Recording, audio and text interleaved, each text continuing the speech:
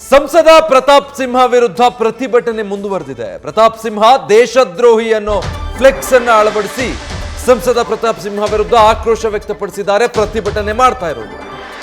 Bomb pass ಹಿಡಿದು ನಿಂತಿರುವ ಹಾಗೆ ಈ ಬ್ಯಾನರ್ ಅನ್ನ ಚಿತ್ರಿಸಿದ್ದಾರೆ. ಬಾಂಬ್ ಮತ್ತೆ ಒಂದು ಕೈಯಲ್ಲಿ ಪಾಸ್, ಎಲ್ಲಿಗೆ ಸಂಸತ್ ಭವನಕ್ಕೆ ಹೋಗೋದಕ್ಕೆ. ಆ ಪಾಸ್ ಕೊಟ್ಟಿರೋದು ಸಂಸದ ಪ್ರತಾಪ್ ಸಿಂಹ ಆಗಿರೋದ್ರಿಂದ ಮೈಸೂರಿನ ಮಹಾರಾಜ ಗ್ರೌಂಡ್ ವೃತ್ತದ ಬಳಿ ಇಂಥದ್ದೊಂದು ಪ್ರತಿಭಟನೆ ಮಾಡಿದ್ದಾರೆ. ಹಿಂದುಳಿದ ವರ್ಗಗಳ ಜಾಗೃತ ವೇದಿಕೆ ಹಾಕಿರುವಂತಹ ಬ್ಯಾನರ್ ಇದು. ಸಂಸತ್ ಭವನಕ್ಕೆ ದುಷ್ಕರ್ಮಿಗಳು ನುಗ್ಗೋದಕ್ಕೆ ಪ್ಲಾನ್ ಕೊಟ್ಟಿದ್ದಾರೆ ಸಂಸದರು ಅಂತ. ಸಂಸತ್ ಸ್ಥಾನದಿಂದ ಪ್ರತಾಪ್ ಸಿಂಹ ಅವರನ್ನ ವಜಾ ಮಾಡಬೇಕು ಅಂತ ಹೇಳಿ ಈ ಪ್ರತಿಭಟನೆ ಮಾಡ್ತಾ ಇರೋರು ಆಗ್ರಹ ಆಗಿದೆ. ಆ ಫ್ಲೆಕ್ಸ್ ನೀವು ಗಮನಿಸ್ತಾ ಇದ್ದೀರಾ. ಪ್ರತಾಪ್ ಸಿಂಹ ವಜಾ ಮಾಡಬೇಕು ಅಂತ ಜಾಗೃತ ವೇದಿಕೆ ಇಂಥದ್ದೊಂದು ಪ್ರತಿಭಟನೆ ಮಾಡಿ ಆಗ್ರಹಿಸಿರುವಂಥದ್ದು. ಸಂಸದ ಪ್ರತಾಪ್ ಸಿಂಹ ಅವರ ಒಂದು ಫ್ಲೆಕ್ಸ್ ಅನ್ನ ಈ ರೀತಿ ಚಿತ್ರಿಸಿದ್ದಾರೆ. ಪ್ರತಿಭಟನೆ ಸಂದರ್ಭದಲ್ಲಿ ಪ್ರತಾಪ್ ಸಿಂಹ ಒಂದು ಕೈಯಲ್ಲಿ ಬಾಂಬ್ ಹಿಡ್ಕೊಂಡಿದ್ದಾರೆ, ಮತ್ತೊಂದು ಕೈಯಲ್ಲಿ ಆ ವೀಕ್ಷಕರ ಗ್ಯಾಲರಿಗೆ ಹೋಗೋದಕ್ಕೆ ಪಾಸ್ ಬೇಕಲ್ಲ. ಮೈಸೂರಿನ ಮೂಲದ ಯುವಕ ಮನೋರಂಜನ್ಗೆ ಸಂಸದ ಪ್ರತಾಪ್ ಸಿಂಹ ಮೂಲಕನೇ ಪಾಸ್ ಸಿಕ್ಕಿರೋದು. ಹೀಗಾಗಿ ಒಂದು ಕೈಯಲ್ಲಿ ಪಾಸ್ ಕೊಡ್ತಾ ಇರೋದು, ಮತ್ತೊಂದು ಕೈಯಲ್ಲಿ ಬಾಂಬ್ ಹಿಡ್ಕೊಂಡು ನಿಂತಿರೋ ರೀತಿ ಒಂದು ಫ್ಲೆಕ್ಸ್ ಹಾಕಿ ಪ್ರತಿಭಟನೆ ಮಾಡಿದ್ದಾರೆ.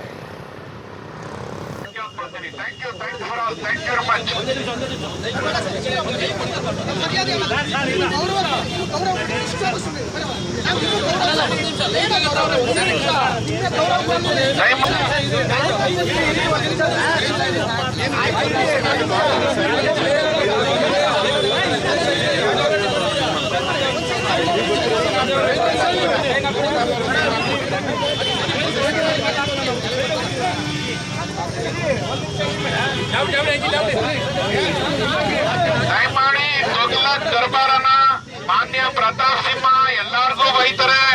ಎಲ್ಲಾ ಜಾತಿ ಧರ್ಮ, ಎಲ್ಲಾ ಲೀಡರ್ಸು, ಸ್ವಪಕ್ಷದವರು ಆಪಕ್ಷದರು ಎಲ್ಲಾರ್ಗು ಬೈತಾರೆ.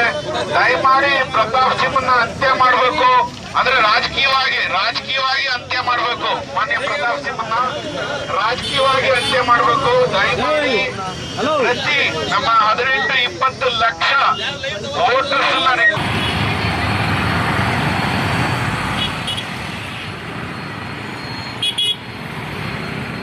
ಸೊ ಮೈಸೂರಿನಲ್ಲಿ ನಡೀತಾ ಇದ್ದಿದ್ದ ಪ್ರತಿಭಟನೆ ದೃಶ್ಯ ನೋಡ್ತಾ ಇದ್ರಿ. ಸೊ ಈ ವಿಜುವಲ್ಸ್ ನೀವು ಗಮನಿಸ್ತಾ ಇರೋದು ಎಡಭಾಗದ್ದು.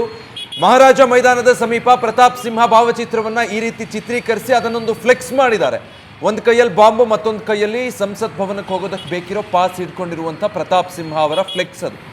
ಬಲಭಾಗದಲ್ಲಿ ನೀವು ನೋಡ್ತಾ ಇರೋ ದೃಶ್ಯ, ಅದೇ ಫ್ಲೆಕ್ಸ್ ಅನ್ನ ಮೈಸೂರು ಮಹಾನಗರ ಪಾಲಿಕೆಯವರು ಅಲ್ಲಿಂದ ತೆರವುಗೊಳಿಸಿ ಎತ್ಕೊಂಡು ಹೋದಂಥ ದೃಶ್ಯ. ಸಂಸದರನ್ನ ರಾಜಕೀಯವಾಗಿ ಹತ್ಯೆ ಮಾಡಿ ಅವರನ್ನ ವಿರೋಧಿಸಬೇಕು ಅಂತೆಲ್ಲ ಅಲ್ಲಿ ಘೋಷಣೆಗಳನ್ನು ಕೂಗಿ ಮಾತಾಡಿದ್ದಾರೆ. ಸಂಸತ್ ಭವನದಲ್ಲಿ ಏನು ಘಟನೆ ಆಯಿತು, ಪಾಸ್ ಪಡ್ಕೊಂಡು ವೀಕ್ಷಕರ ಗ್ಯಾಲರಿಗೆ ಹೋದವರು ಸ್ಮೋಕ್ ಬಾಂಬ್ ಹಿಡ್ಕೊಂಡು ಸಂಸತ್ ಭವನಕ್ಕೆ ನುಗ್ಗಿ ಅಲ್ಲಿ ಆತಂಕದ ವಾತಾವರಣ ಸೃಷ್ಟಿ ಮಾಡಿದ್ರಲ್ಲ, ಅವರಿಗೆ ಪಾಸ್ ಸಿಕ್ಕಿದ್ದು ಈ ಸಂಸದರಿಂದ. ಸೊ ದೇಶದ್ರೋಹಿ ಸಂಸದ ಅಂತ ಹೇಳಿ ಅಲ್ಲಿ ಬರಹ ಕೂಡ ಹಾಕಿದ್ದಾರೆ, ಅಡಿಬರಹ ಇದೆ. ಇಂಥದ್ದೊಂದು ಪ್ರತಿಭಟನೆ ಪ್ರತಾಪ್ ಸಿಂಹ ವಿರುದ್ಧ ಮೈಸೂರಿನಲ್ಲಿ ನಡೆದಿರೋದು. ಡೀಟೇಲ್ಸ್ ಕೊಡ್ತಾರೆ. ಆ ಫ್ಲೆಕ್ಸ್ ಹಾಕಿದ್ರಲ್ಲ ಅದೇ ಸ್ಥಳದಿಂದ ನಮ್ಮ ಪ್ರತಿನಿಧಿ ನಂದೀಶ್ ಲೈವ್ನಲ್ಲಿ ಜಾಯ್ನ್ ಆಗ್ತಾ ಇದ್ದಾರೆ. ನಂದೀಶ್, ಈಗ ರಾಷ್ಟ್ರದ ಪ್ರತಿಷ್ಠೆ ಸಂಸತ್ ಭವನದಲ್ಲಿ ಆದಂಥ ಅದೊಂದು ಅವಘಡ ರಾಜಕೀಯ ರೂಪ ಪಡ್ಕೊಳ್ತಾ ಇದೆಯಾ? ಮೈಸೂರಿನಲ್ಲಿ ಸಂಸದ ಪ್ರತಾಪ್ ಸಿಂಹ ಅವರ ವಿರುದ್ಧದ ಈ ಪ್ರತಿಭಟನೆಗಳನ್ನು ನೋಡಿದಾಗ ಹಾಗನ್ಸತ್ತೆ. ಖಂಡಿತ ವಿಜಯ್, ಏನು ದೆಹಲಿಯ ನೂತನ ಸಂಸತ್ ಭವನದಲ್ಲಿ ದುಷ್ಕರ್ಮಿಗಳು ನುಗ್ಗಿದ ಪ್ರಕರಣ ಬಹಳಷ್ಟು ದೊಡ್ಡ ಮಟ್ಟದಲ್ಲಿ ಸದ್ದು ಮಾಡ್ತಾ ಇದೆ. ಅಲ್ಲದೆ ಹಲವಾರು ಅನುಮಾನಗಳು ಕೂಡ ಮೂಡ್ತಾ ಇರುವಂತದ್ದು, ಅವರ ಮೂಲ ಉದ್ದೇಶ ಎಂಬ ಪ್ರಶ್ನೆಗಳು ಕೂಡ ಕಾಡ್ತಾ ಇದೆ. ಇನ್ನು ಆ ಸಂಸತ್ ಭವನಕ್ಕೆ ನುಗ್ಗಿದಂತಹ ದುಷ್ಕರ್ಮಿಗಳಿಗೆ ಮೈಸೂರು ಕೊಡಗು ಸಂಸದರಾದಂತಹ ಸಂಸದ ಪ್ರತಾಪ್ ಸಿಂಹರವರ ಕಚೇರಿಯಿಂದ ಒಂದು ಪಾಸ್ಗಳು ಕೂಡ ತಲುಪಿರುವಂಥದ್ದು ಇದೀಗ ಬಹಿರಂಗವಾಗಿರುವಂಥದ್ದು. ಅದೇ ನಿಟ್ಟಿನಲ್ಲಿ ಪ್ರತಾಪ್ ಸಿಂಹ ವಿರುದ್ಧವೂ ಕೂಡ ಬಹಳಷ್ಟು ಆಕ್ರೋಶ ಕೇಳಿ ಬರ್ತಾ ಇದೆ. ಇವತ್ತು ನಾನು ಮೈಸೂರಿನ ಮಹಾರಾಜ ಕಾಲೇಜು ಗ್ರೌಂಡ್ ನಲ್ಲಿದ್ದೇನೆ. ಇಲ್ಲಿನ ದೃಶ್ಯಗಳನ್ನು ಕೂಡ ತೋರಿಸ್ತಾ ಹೋಗ್ತೇನೆ. ಇವರೆಲ್ಲರೂ ಕೂಡ ಕರ್ನಾಟಕ ರಾಜ್ಯ ಹಿಂದುಳಿದ ಜಾಗೃತ ವೇದಿಕೆಯ ಕಾರ್ಯಕರ್ತರು. ಇವರೆಲ್ಲರೂ ಕೂಡ ಇವತ್ತೊಂದು ಫ್ಲೆಕ್ಸ್ ಹಾಕಿ ಒಂದು ಸಹಿ ಸಂಗ್ರಹಕ್ಕೂ ಕೂಡ ಮುಂದಾಗಿದ್ರು. ಅಂದ್ರೆ ಸಂಸದ ಪ್ರತಾಪ್ ಸಿಂಹ ಅವರ ಕೈನಲ್ಲಿ ಒಂದು ಕಡೆ ಅವರು ಕೊಟ್ಟಂತಹ ಪಾಸ್ನ ಭಾವಚಿತ್ರ ಆಗಿರ್ಬೋದು, ಮತ್ತೊಂದು ಕಡೆ ಬಾಂಬ್ನ ಭಾವಚಿತ್ರ, ಎರಡೂ ಕೂಡ ಸೇರಿಸಿ ಒಂದು ವಿನೂತನವಾಗಿ ಒಂದು ಸಹಿ ಸಂಗ್ರಹ ಚಳುವಳಿಯನ್ನು ಕೂಡ ಮಾಡಿರುವಂಥದ್ದು. ಇವರ ಉದ್ದೇಶ ಏನು ಅಂತಂದ್ರೆ, ಈ ಒಂದು ದುಷ್ಕೃತ್ಯ ನಡೆಯೋದಕ್ಕೆ ಪ್ರಮುಖ ಕಾರಣ ಅಂತಂದ್ರೆ ಸಂಸದ ಪ್ರತಾಪ್ ಸಿಂಹ ಅವರು ಕೊಟ್ಟಂತಹ ಒಂದು ಪಾಸ್, ಆ ನಿಟ್ಟಿನಲ್ಲಿ ಅವರನ್ನ ಈ ಕೂಡಲೇ ಸಂಸದ ಸ್ಥಾನದಿಂದ ವಜಾ ಮಾಡಬೇಕು ಎಂಬ ಮೂಲಕ ಒಂದು ಹೋರಾಟವನ್ನ ಮಾಡ್ತಾ ಇರುವಂತದ್ದು. ಅಲ್ಲದೆ ಸಹಿ ಸಂಗ್ರಹ ಚಳುವಳಿಗಾಗಿ ಅದೇ ಫ್ಲೆಕ್ಸ್ ನಲ್ಲಿ ಸಹಿಯನ್ನ ಮಾಡುವ ಮೂಲಕ ಒಂದು ಆಕ್ರೋಶವನ್ನು ವ್ಯಕ್ತಪಡಿಸಿದ್ರು. ಆದ್ರೆ ಪೊಲೀಸರು ಸ್ಥಳಕ್ಕೆ ಬಂದು ಆ ಒಂದು ಫ್ಲೆಕ್ಸ್ ಅನ್ನ ತೆರವು ಮಾಡುವಂತ ಕೆಲಸವನ್ನ ಮಾಡಿದ್ರು. ಈಗಾಗಲೇ ನಗರ ಪಾಲಿಕೆಯ ಅಭಯ ವಾಹನದಲ್ಲಿ ಆ ಒಂದು ಫ್ಲೆಕ್ಸ್ ಅನ್ನು ಕೂಡ ತೆರವು ಮಾಡಲಾಗಿದೆ. ಇನ್ನು ನಾವು ನಮ್ಮ ಆ ಒಂದು ವೇದಿಕೆ ಕಾರ್ಯಕರ್ತರಿದ್ದಾರೆ. ಸರ್, ಇವತ್ತು ಒಂದು ಸಹಿ ಸಂಗ್ರಹ ಚಳುವಳಿಗೆ ಮುಂದಾಗಿದ್ರಿ, ಏನ್ ಸರ್ ಅದು ಉದ್ದೇಶ? ಅದ್ರ ಉದ್ದೇಶ ಇಷ್ಟೇ. ಇವತ್ತು ರಾಷ್ಟ್ರೀಯ ಭದ್ರತೆಗೆ ಆತಂಕ ಬಂದಿರುವಂಥ ಇಂಥ ಸಂದರ್ಭದಲ್ಲಿ ಅದಕ್ಕೆ ಮೂಲ ಕಾರಣಕರ್ತರು ಯಾರು ಅಂತಂದರೆ ನಮ್ಮ ಮೈಸೂರಿನ ಸಂಸದರಾದ ಪ್ರತಾಪ್ ಸಿಂಹ ಅವರು. ಸುಮಾರು 2-3 ಬಾರಿ ನೂತನ ಸಂಸತ್ ಬಂದ ಮೇಲೆ ಏನು ಅಟ್ಯಾಕ್ ಮಾಡಿದ್ದಾರೆ ಶರ್ಮಾ ಅಂತೆ ಮತ್ತು ಮನೋರಂಜನ್ ಅಂತೇಳಿ ಅವ್ರಿಗೆ ಪಾಸನ್ನು ನೀಡಿರುವಂಥದ್ದು 2-3 ಬಾರಿ. ಸೊ ಆ ಕಾರಣಕ್ಕಾಗಿ ನಾವು ಈ ಕೂಡಲೇ ಪ್ರತಾಪ್ ಸಿಂಹ ಅವ್ರನ್ನ ಸಂಸದ ಸ್ಥಾನದಿಂದ ವಜಾ ಮಾಡಬೇಕು ಮತ್ತು ಅವ್ರ ವಿರುದ್ಧ ತನಿಖೆ ಮಾಡಬೇಕು.